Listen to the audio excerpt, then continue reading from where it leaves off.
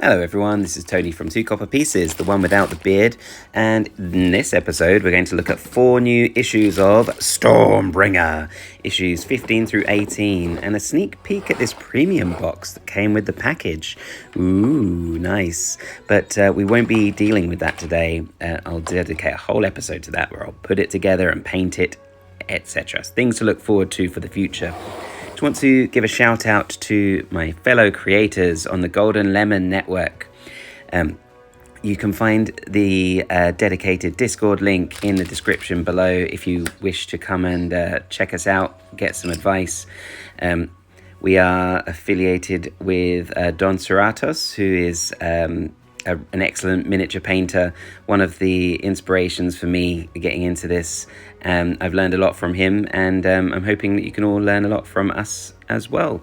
In any case, let's crack on with this.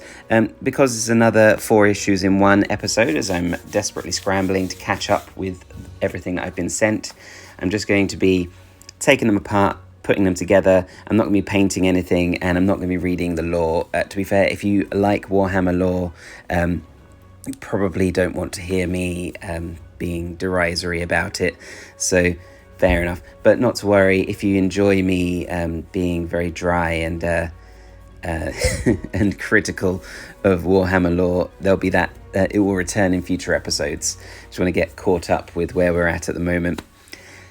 But yes, so here we are, and just wanted to show you something I'm doing as I'm putting these together. They often provide, especially if the mini has like a helmet or a face mask or something like this, they'll provide a version with a face and they'll provide a version with a helmet. If you use the face, a good thing to do with the helmet is maybe cut it off and use it as an extra bit of scatter terrain, like it's dropped on the floor. That could tell part of the story. Obviously, that doesn't work quite as well with the face, just cutting off the face and putting it on the terrain. I guess it might be quite gruesome and scary to do that, or a bit strange and unusual if they're going through some sort of hell world or something. But yeah, not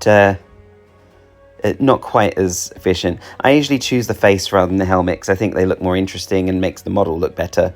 But I suppose if you think like the helmets give them a particular dramatic look, you might prefer to choose the helmet option. And also, if you find faces a bit tricky, you might opt for the helmet because, you know, just a coat of paint and a dry brush is enough to get them painted to a pretty decent standard. So there you go. Here it is. I gave the base head. Looks good. Everyone's happy and satisfied. Now, I really liked this issue 16 because it's a bunch of scatter terrain.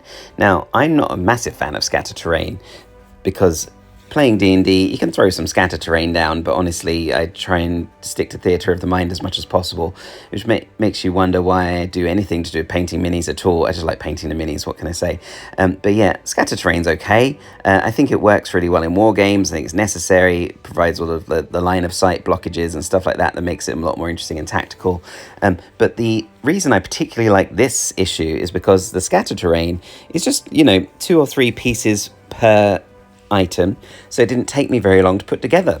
So thank you very much, Games Workshop. It made this portion of the recording, the video, a lot quicker and easier. Here, you just tilt your head to the side, guys, if you really need to, or you can see what's going. It doesn't matter, does it? Like, yeah, the angle of the camera got a bit messed up there. Whoops. But in any case, these scatter terrain pieces are quite cool. They've got some good details on them. I'm not really sure about these hexagonal rocks that are sticking out, these perfectly geometric hexagonal rocks. Now, I know the Giant's Causeway is a thing, and that had some geometric hexagonal rocks sticking out, but I don't think it's something that occurs so much. It just makes it all look a bit strange, a bit unrealistic. Like, I guess, to me, it doesn't look alien. To me, it just looks stupid. I'm sorry, that's how it looks to me. So I'm not that impressed with the hexagonal rock situation, but there you go. Now this one, now I'm not as impressed with Games Workshop for this. Now obviously this didn't take very long to do, this issue, because it's just a couple of paints. Finally we get red and white as a base coat to add to, or was it red and white or red and yellow? Whatever. We got some paints that we can add to our original models from the very first issue, and they're still not finished. Thanks, Games Workshop.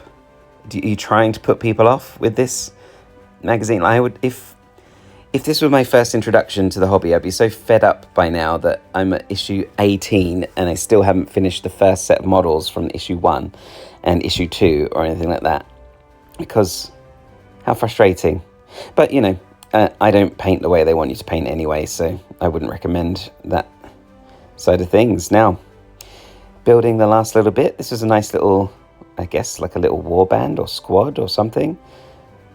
They're De Cunning. These are the De Cunning boys or something like that, or De Cunning gang or De Cunning crew. I guess they're like a crack team, Ocean's 11 style group that get in there, they get their target, they get out, or they extract something. But yeah, quite fun. Nice to build. I think when they're painted, they'll look great, and I look forward to painting them. Anyway, I hope you enjoyed the video. Until next time, bye bye.